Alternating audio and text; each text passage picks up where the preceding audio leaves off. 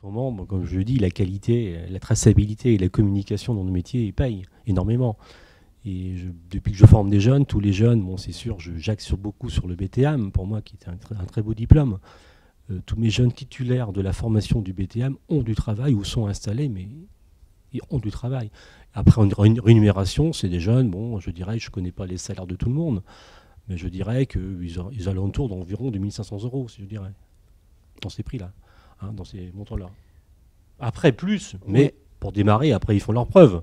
Hein, je veux dire tout de suite, après, ils font leurs preuves, ils travaillent. J'ai vu une ancienne élève hier qui était avec moi en BTM pâtissier il y a peut-être 12 ans, 13 ans. Oui, son salaire est au-dessus des 2000. Hein. Bravo. En sachant que la rémunération d'un jeune se fera bien sûr en fonction du diplôme obtenu aussi.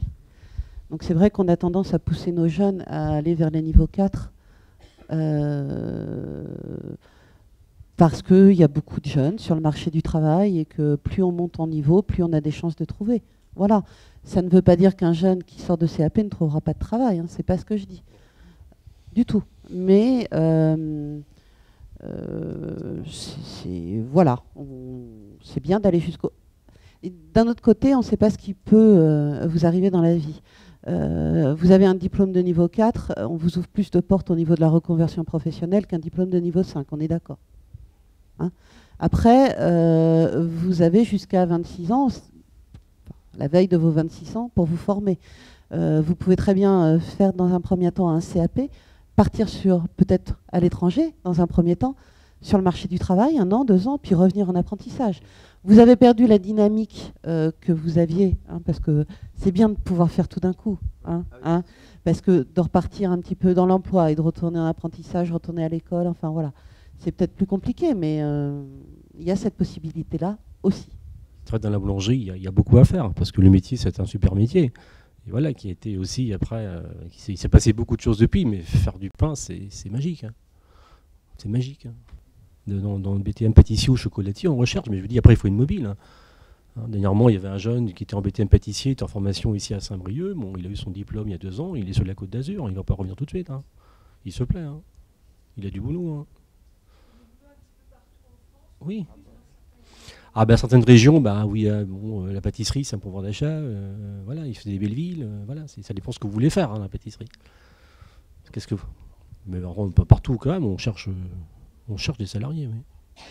Tous ces jeunes là aussi, il faut savoir qu'ils ont quand même des projets derrière tout ça. Ils nous disent pas tout. Hein.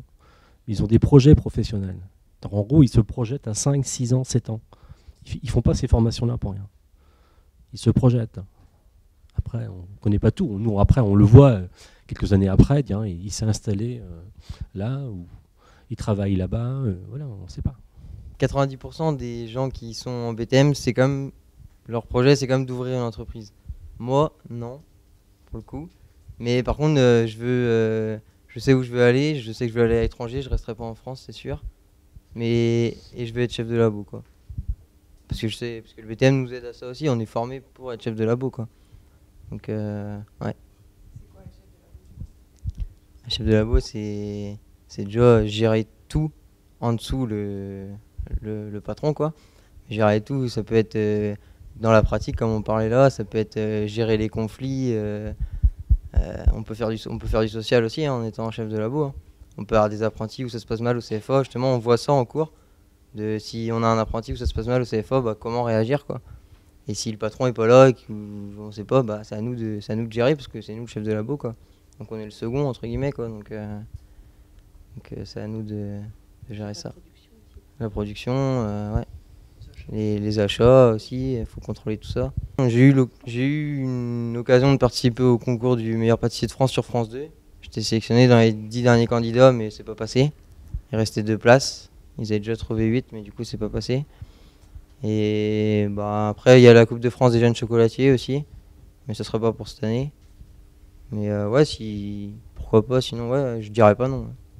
Si j'ai l'opportunité, ouais.